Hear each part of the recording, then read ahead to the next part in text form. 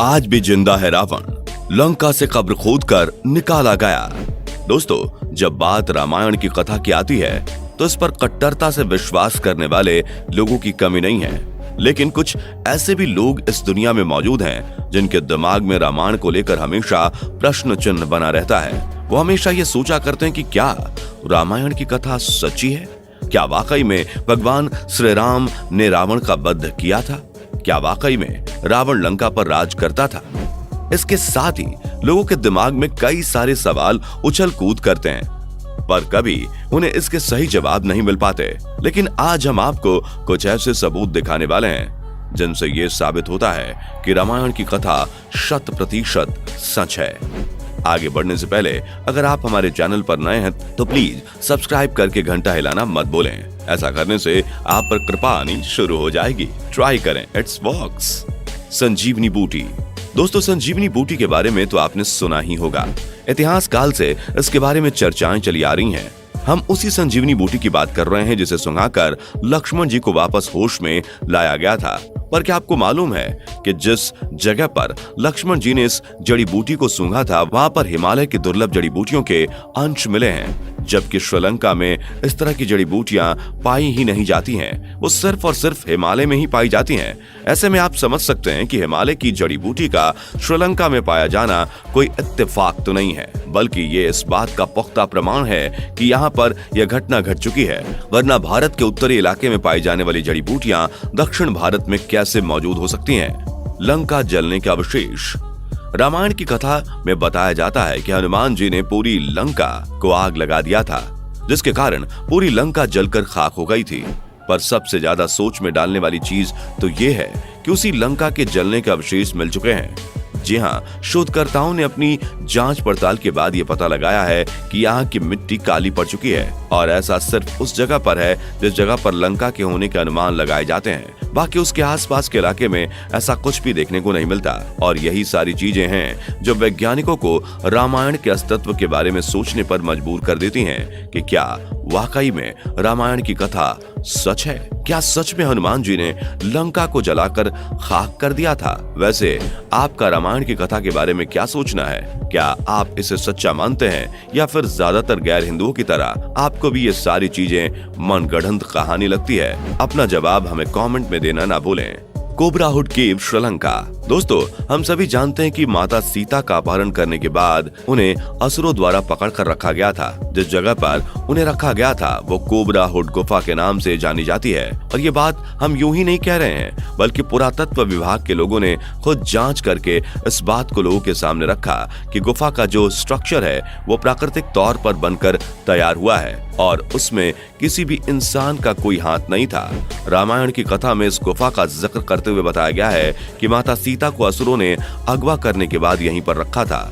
इस चीज की पुष्टि करने के लिए आप यहाँ बनी तस्वीरों को देख सकते हैं, क्योंकि यहाँ पर आपको अक्सर ऐसी आकृतियां देखने को मिल जाएंगी जो हजारों साल पुरानी हैं। और ये तस्वीरें रामायण की पूरी कहानी को दर्शाती हैं। भगवान हनुमान के पैरों के निशान। दोस्तों, जब हनुमान जी माता सीता की खोज में निकले तो उन्होंने भारत से श्रीलंका जाने के लिए एक लंबी छलांग मारी थी।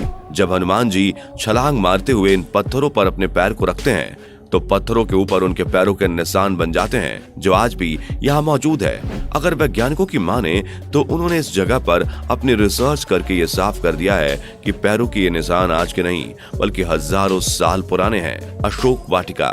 दोस्तों, अशोक वाटिका के बारे में तो आप सभी को मालूम होगा, जहां पर माता सीता को अपहरण करने के बाद रावण ने उन्हें रखा था, क्योंकि माता सीता रावण के महल में रहने के लिए हरगिज तैयार नहीं थी। बल्कि आपको मालूम है कि यह जगह आज भी श्रीलंका में मौजूद है, जिसे आज बोटैनिकल गार्डन के तौर पर जाना जाता है। और जिस जगह पर सीता जी को रखा गया था उसे सीता एलिया भी कहा जाता है। अब आप खुद ही सोच कर देखिए, अगर इन सारी चीजों का कोई इतिहास न होता तो ये सब कुछ होता ही क्यों? और बिल्कुल वैसा क्यों होता जैसा रामायण की कथा में बताया गया है? अग्नि परीक्षा। आपको रामायण के बारे में पता हो ना हो, लेकिन अग्नि परीक्षा का ज्ञान जरूर होगा, जिसमें भगवान राम ने माता सीता से उनकी पवित्रता साबित करने के लिए कहा था, जिसमें सीता जी को अग्नि के अंदर से गुजरना पड़ा था। लेकिन क्या आपको मालूम है कि आज भी उसी जगह पर वो पेड़ मौजूद हैं जिसके नीचे माता सीता ने इस परीक्षा को दिया था। और आज भी यहाँ रहने वाले लोग न सिर्फ इस पेड़ की पूजा करते हैं बल्कि इस पेड़ के नीचे आकर कई सारे फैसले लेते हैं। और पुरातत्व विभाग के लोगों ने भी इस बात की पुष्टि करी है कि लाखों साल पहले श्रीलंका में इंसानों के घर हुआ करते थे और राम सेतु के पत्थर भी उसी काल के हैं। राम सेतु, हर किसी को पता है कि राम सेतु भारत और श्रीलंका को जोड़ने वाले पुल की तरह होता है जो अभी भी यहाँ पर मौजूद है। और इसी राम सेतु को लेकर कई सारे वैज्ञानिकों ने अपनी अपनी खोजबीन भी करी है।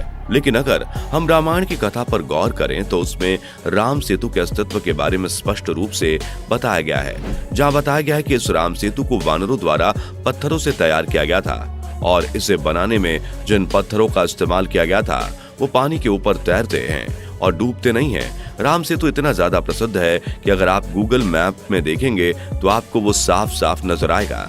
वैज्ञानिकों का राम सेतु पर कहना है कि इसमें इस्तेमाल किए जाने वाले पत्थर खास धातु से बने हैं जो कि आज से लाखों करोड़ों साल पुराने हैं। तभी तो सुनामी के कारण जब ये पत्थर बहकर किनारे आए तो शोधकर्ताओं ने दोबारा इन पत्थरों को पानी में डाला और वो दोबारा से तैरने लग गए, जबकि आसपास मौजूद जितने भी बाकी पत्थर थे वो पानी के अंदर डालते ही तुरंत डूब जाते हैं। वैज्ञानिकों का कहना है कि इन पत्थरों में ऐसे मटेरियल मौजूद हैं जो पानी के अंदर डालने पर नहीं डूबते।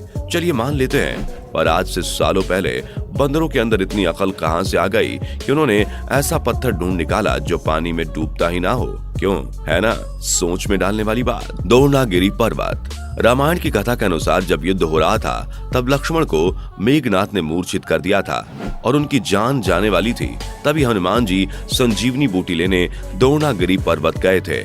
जब उन्हें संजीवनी की पहचान नहीं हुई इसलिए उन्होंने पूरा का पूरा पर्वत ही उठा लिया। लेकिन युद्ध के बाद हनुमान जी ने उस पर्वत को वापस लाकर वहीं रख दिया। अब अगर इस पर्वत पर नजर डाली जाए तो इस पर आज भी वो निशान मौजूद हैं जहां से हनुमान जी ने इस पर्वत को तोड़ा था।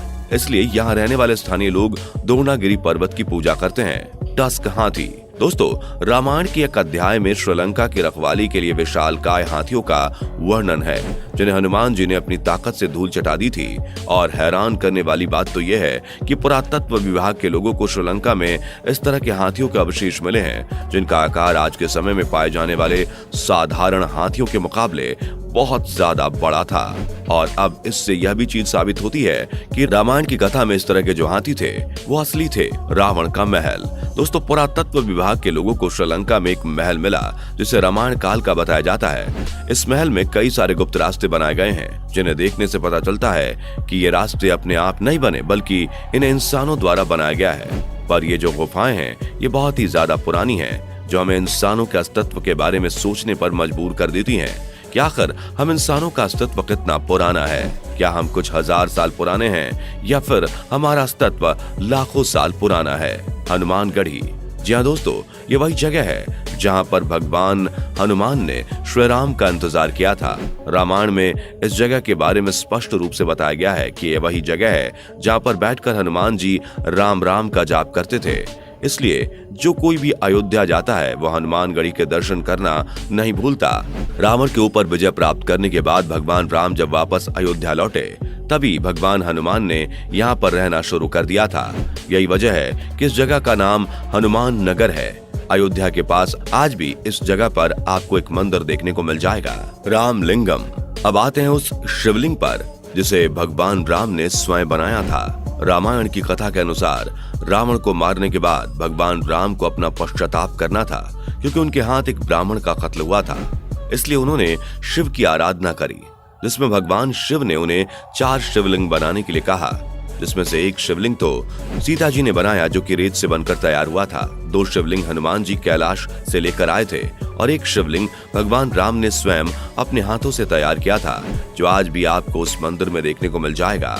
और ये सारी बातें इस चीज को चीख चीख कर कहती हैं कि रामायण कोई मनगढ़ंत कहानी नहीं बल्कि सच्चाई है। एक ऐसी सच्चाई जो हमारे भगवान राम की जिंदगी के बारे में बताती है।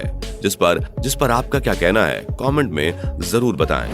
और ऐसी वीडियो देखते रहने के लिए चैनल को फटाफट सब्सक्राइब कर दें। दोस्तों आपको स्क्रीन पर 2 और वीडियोस दिखाई दे रही हैं जिसे देखने के लिए स्क्रीन पर क्लिक करें।